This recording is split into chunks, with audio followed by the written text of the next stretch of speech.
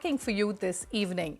As India leaps forward to becoming a digitally transformed nation, the Indian deep tech startup ecosystem continues to witness a significant growth trajectory on the back of an exponential rise of emerging technologies and their adoption across sectors. The National Association of Software and Services Companies, or NASSCOM, in partnership with Zinnov, a global management and strategy consulting firm, has launched its first in-depth deep tech startup report called India's Deep Tech Startups Poised for Impact. To elaborate on its key findings, joining me now are Ramkumar Narayanan, chairperson at NASSCOM Product Council, Layak Singh, CEO of Artivatic AI, and Niranjan co-founder and CEO of Cyclops Medtech. Also joining me is my colleague Arundathi.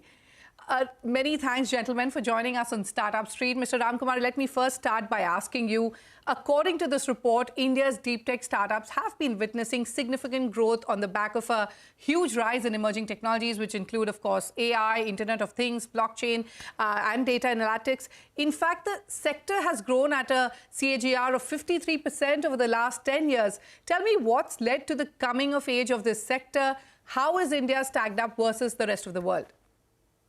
Thank you for having us here this evening to talk about deep tech. We are very excited. I mean, we have two founders here who are representative of the ecosystem and why this is changing. And you rightly point out that we have over 3,000 companies which kind of would be characterized as deep tech companies. We have had 12%, and they represent about 12% of the Indian startup ecosystem, and that's growing very fast. You mentioned that 53% is the CAGR over the last 10 years. In fact, we have seen a 4x growth just in the last 4-5 years. And 78% of these deep tech companies are B2B models, right? And in 2021 alone, these companies raised about $2.7 billion. And there's been several reasons for this, as that we would say would allude to this. One, I think these are just built on, this is an evolution of our startup ecosystem. Companies in India started utilizing areas like machine learning and AI. But what we started discovering, and the founders started discovering as they went along, is this just opened up a plethora of other opportunities that are very deep rooted in the Indian opportunity ecosystem. We have seen some fantastic companies starting to come up around space, around agriculture, around healthcare, and cybersecurity and areas like that, which weren't the focus areas earlier. But we are happy to report that we have a very, very vibrant and growing ecosystem. And NASSCOM has played a very key part in this. We have a NASSCOM deep tech community which has about 300 startups, which represents 10% of the install base of deep tech startups in India, with the whole intent of creating a platform which allows investors, and large corporates, etc., to come to, and academia and government and industry bodies, etc., to come together to work with these founders. But more importantly, what we have been focusing on is to actually create an atmosphere that allows these founders to, allows them to connect, converse, collaborate, and work on co-creation and create those kinds of opportunities which are combinatorial. And we have seen some great examples of that come through, and I'm happy to talk more about it. Sure. Mr. Ramkumar, you mentioned there are a plethora of opportunities within this space. And when it comes to deep tech startups, tell me, what are the kind of verticals or technologies within the space that are seeing the most interest? What kind of solutions are exciting investors? Absolutely. BFSI, banking and financial services. I mean, we've been talking about fintech. Yes. A lot of the underpinnings of fintech is deep tech. I mean, that is what's enabling that ecosystem to grow. But we have seen equally, interesting companies starting to come up, like I mentioned, in agriculture, healthcare, education, space technologies, drones, autonomous vehicles of various sorts. So, every vertical is probably represented at this point in the cohort that the deep tech companies represent in India at this point in time.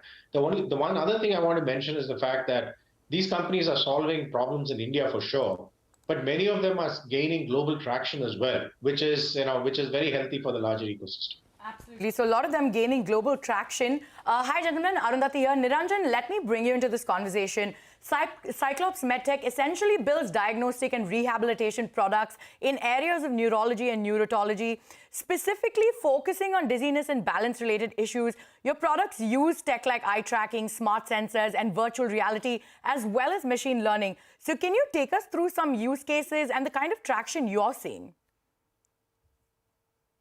Firstly, thanks to NASSCOM and CNBC for having me here today. So we actually work on a very peculiar and a large, vast problem, right? So the core problem that we are addressing today is that of dizziness. So when I talk of dizziness, right, often people confuse dizziness as a disease in itself, whereas it is not. It is essentially an underlying symptom to an underlying root cause, which often can be very catastrophic. Like a stroke or a tumor in the brain can also present a symptom as a dizziness, whereas a more benign problem like vertigo can also present a symptom through dizziness. Now, it is extremely important for clinicians to do a thorough differential diagnosis on the root cause of dizziness so that they can catch certain catastrophic symptoms at a very, very early stage and prevent much more catastrophes, right? So this is where we have built a stack of solutions which can help them tackle this problem right at the clinical OPDs. And this is a huge problem. Around 5 to 10% of the global population suffers from some form of dizziness or the other. So the solutions that we have, I'm actually proud to say that the solutions that we have built today, right, is not only installed in more than 500 clinical locations in India, but also in 12 countries outside. Now, this is a very true make in India, made for the world kind of a story where we first went ahead and got the required regulatory clearances for the product. It took us almost about 2 years to get the European CE certificate. But once we got that, it opened up a world of opportunities. So today we have installations in about 12 countries and more than 1 million patients have been diagnosed or treated using one of our products. All right, so over 1 million people have have been treated through your products. Layak, what about Artivatic technology, such as, you use things like data analytics, artificial intelligence, and machine learning to address the challenges faced by fintech and insurance businesses. So what's the growth been like for you, and how are you using AI to ease challenges faced by these companies? Okay, so Artivatic's focus has been as intersection of the insurance and healthcare, basically. So primary areas comes around on insurance side, and also we are focusing on how we can basically connect the patients, the hospitals, the ecosystem to the side of insurance. So use of AI is basically utilizing, like when we analyzing the patient's behavior, medical evidences for assessing the better claims, utilizing the AI in terms of creating the better risk profiling about better pricing for an individual to buy them either the OPD or better insurance coverages, as well as utilizing these data analytics services to creating the fraud detection systems in healthcare as well as in the insurance side. So we're directly also connecting with the entire hospital chains to get on board our systems and enabling a one-stop claims as well as the better settlement approaches in a combination of the insurance companies as well as the hospitals for the patients. So this is where we're primarily focusing on building these technologies to creating the better models using like we call about either you call it deep learning or machine learning. In fact, we read about blood reports, medical imaging, and we also analyzing the ECG, TMT's behaviors to creating the patient profiling, patient risk around that, to building the complete engine of health risk intelligence as well as insurance underwriting and claim settlement systems. Okay, all right. Let me now, talk about the challenges the deep tech startup ecosystem faces today. The report highlights the fact that, this sector is marred by several challenges like talent market access, research guidance, investors' understanding of deep tech, customer acquisition, and cost for talent. Mr. Ramkumar, what's the need of the hour for these companies? What needs to be done to help deep tech startups enter the next level of growth? Yeah, so I think, talent always leads the discussion in every one of these conversations. And there are two aspects to talent. One is availability of talent for the kinds of problems that these companies are solving and the relevant talent that needs to be available. The good news is, I think we have a fairly rich base of, engineering graduates and more, and experienced people who are coming out of various companies who are also starting these companies. So I think, the talent needs will continue to be there, but at the same time, I think we are seeing a lot of growth of that. That's one part of this.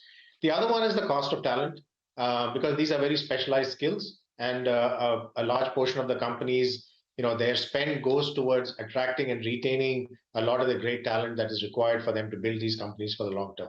So that's definitely one challenge. The second one is a lot of investors in India in particular were not sector focused, particularly around deep tech. We are starting to see a growth in that space. We are starting to see investors. We are also doing, as NASSCOM Deep Tech community, we work with a lot of investors and educating them as well on the space and what is happening and exposing them to a lot of the new age companies that are coming up. So there is a deeper understanding of the opportunities around the space for the longer term. So that's definitely a second piece where we are focusing in terms of helping these companies. The third is market access. And one of the key areas of focus for us is how do we enable these startups? And to that end, we are building a lot of partnerships with corporates as well as global. We are looking at the global footprint and how do we open up opportunities for these companies at the global level. And the last piece that I would call out is the regulatory aspects. I think Niranjan touched upon this. There are many of these deep tech areas are regulatory bound. So we need to work with not only Government of India and helping shape the regulatory framework, but also educate our startups on regulatory requirements as they start to go global. But this is where I come back to the point of why we are building a community. Because the community, we believe needs to be self-sustaining, which means, companies which are ahead of the curve of some of the other companies which are following behind them are able to educate each other in terms of what happens. We have an extremely, vibrant partnership. Yeah, so it's very important to have a community there to be able to educate one another. But I want to take off from what you said about talent and toss it to the founders, Niranjan and Layak. A big problem is the lack of skilled workforce. So how are you tackling this issue, and what more needs to be done to find skill and retain talent? Layak, why don't you go first? Okay, so definitely talent is a problem. The kind of problem that we are solving, it needs a very specialized skill set. And we have faced a challenge, we still face the challenges. So what we're currently doing right now to tackle it out, we are basically taking hundreds of graduates right now from college directly, and we are specifically giving training for them by ourselves for 6 months or 12 months before we basically use them to do the solving use cases. So we have doing that out so that at least this problem can be sorted out, and so that we can have the right skills who can solve the problem that we're working on medical field, insurance areas around that. So this is what Artivatic is currently focusing on, training the graduates by ourselves to get them skilled. So you're training them yourself. Niranjan, what about you? Yeah, so I would say as of today, probably talent acquisition and retention is the topmost problem that we are actually fighting in Cyclops, right? So see, on one side, as a nation, we somewhat talk of joblessness, but when we as a company look forward to hire, we often find it extremely difficult to find the right set of talent. So to mitigate this problem, like Layak mentioned, right, we are actually actively hiring a pool of freshers and training them and maintaining a bench as well. In addition to that, we are also started relying upon gig workers, right? And we are trying to put in place a model to effectively manage gig workers. So the issue with gig workers is how do you manage them, right? So we are actually building certain systems and processes which ensures that gig workers can also produce the same level of output as a full-time employee. So these are the two things which are kind of helping us mitigate this problem, at least in the short and medium run. Okay. All right. I want to now shift focus to something that Mr. Ramkumar had touched upon about building it for the world. And I want to ask the founders, Niranjan, if you could answer first that, how do you plan to compete with global players? How at your companies are you driving innovation for India to emerge as a global leader in the deep tech space? Talk to me about your global aspirations. Like I already mentioned, right, thankfully we have our products installed in about 12 countries right now. And we work very closely with our customers, okay, especially certain key opinion leaders within our customer segment. And right from the stage of development, we loop in a bunch of our customers who would in turn become key opinion leaders for us because they would have actually provided very valuable inputs during the development cycle itself. Now, this will ensure that what we have built is not just technologically superior, but also in line with market expectations. So this is actually helping us reach out to customer bases faster in the markets that we are looking forward to. All right. Unfortunately, we've completely run out of time. Many thanks, Niranjan, Layak, and of course, Mr. Ramkumar for joining us on Startup Street today, and wish you the very best with this report. Thank you. Thank you. Welcome back. You're still with us on Startup Street. Now, after filing papers to launch an IPO, the founder of Sula Vineyards, Rajiv Samant, says the company can grow at 20% annually. In a conversation with my colleague Yash Jain, he also added that the free trade agreement between India and Australia will lead to a significant cut in import tariff, but it will not impact Sula's business. Take a look. We must remember that, of course, we had a pandemic, so all these numbers that you talk about are very much pandemic affected numbers. One of the things I should say is during that pandemic, we really thought hard about what our focus should be. So we changed our priorities, refocused, pivoted towards our own wines, produced the grapes grown here in India and the wine made in India, and that too, our premium wines. That was a huge change in our focus. We used to have a pretty big imports business. We really pared that down, you know, so many supply chain issues, et cetera, We also had invested in a distributor and we hived off that stake. So what the figures don't show is that those businesses were hived off. If you take our standalone own wine business, the growth is much higher than the number you've referred to. And now moving forward, that's the way, that's going to be the base, is going to be our standalone wine business. That's really what Sula is about today. Okay, how much is the sort of revenue growth rate on the standalone business, as you say? So in the past year, the revenue growth rate was in strong double digits, over 20%. Okay. I don't want to comment on what's going to come in the future because you know that's we're going to just talk about the DRHP today. Correct. But for the industry as a whole, if you look at the industry report, the Technopack report, which is also excerpts of it are in the DRHP, it's forecasting extremely strong growth ahead. And of course, Sula being the market leader is the best poised to take advantage of that growth. Correct. So, I mean, fair to assume not, you know, narrowing down to a number, but upwards of 20% growth on the revenue side is what the company expects. It's fair to assume. I'm not going to say that that's exactly what we are putting out there, but you know, I would not refute your assumption. Okay. As far as profitability is concerned, just correct me if I'm wrong, because I have the figures for the previous 3 years. You turned profitable in FY21 with over 3 crore profit. In FY22, your profit grew 16 times. Now, what I want to understand is what led to this strong growth on the bottom line. And 16 times, I assume, wouldn't be a sustainable growth rate for a company. What is that what is it that investors have in store when it comes to the profitability growth that you would guide them? See, you've really picked out a couple of, you know, startling stats here. It should be pointed out that the base year that you're talking about was a pandemic year.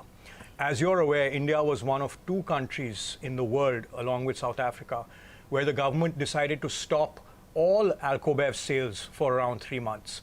Obviously, that hit our business pretty hard. So you can't exactly take that year as the right comparative. If you take a look back, further back in history, actually we had strong profits. We've always been a strong, profitable company. Since year 1, I would say that 90% of our years we've been profitable and showing growing profitability. You're absolutely right that no company can deliver 16x growth in profits and do that again, but we do see some good profit growth ahead. India is very close to signing this FTA agreement with Australia. Australia has a large wine industry of itself. They've been asking for reduction and significant reduction of tariffs when it comes to import or for them export of wines to India. Would this make the Indian industry very, very competitive for a homegrown player like Sula? So we must remember that the early harvest agreement that you're referring to has already been signed. Now it needs to be ratified. So Correct. we're moving towards the Australian Parliament should ratify it in the next couple of months. In this agreement, yes, duties are going to come down significantly for expensive imports, which right now, just to put it in perspective, is less than 5% of Australian imports that it's going to come down. That's really going to expand the wine market at a much more expensive level. At this point, none of our wines is competing directly with these wines on which these tariffs are going to come down. So I don't see a big impact on Sula. What is the duty that currently exists on imports of wines from Australia or any other country in that sense? And with this FTA with the Australian counterpart, how much do the duties, what is the say in terms of the duties coming down? So the main impact of this is going to be on wines that cost USD 15 and above per bottle on a CIF basis. So just to understand that, these are wines that typically to the Indian consumer are going to cost 4,000 rupees plus 3.5. So very expensive wines. On these wines, yes, there's going to be a significant reduction from the current around 150% to down around 50%. Australia is not a concern at this moment for you, but once this entire agreement process starts, India could be looking at more countries. I think one of the countries that again it's looking at is UK. There could be more countries which could be in the fray for this particular agreement. Possibility that there could be some wines where the FTA would impact the range of wines which could be lower. Does that become a potential threat? So the Australia FTA, the Early Harvest Agreement, has set a precedent that we are very comfortable with, where we've reached at this point. If that precedent is followed, we are not, of course, we are always going to be aware, alert, but we're not terribly concerned with what might happen if the same thing happens. For us, it's the EU, which is the main one. UK, as you're aware, is mainly spirits. So UK is really, what we're talking about is whiskey and others, and mainly Scotch whiskey is the thing. In terms of EU, that's really where a lot of the wines come from. And with that, it is a wrap on this edition of Startup Street. More news and updates coming up on the other side. Stay tuned.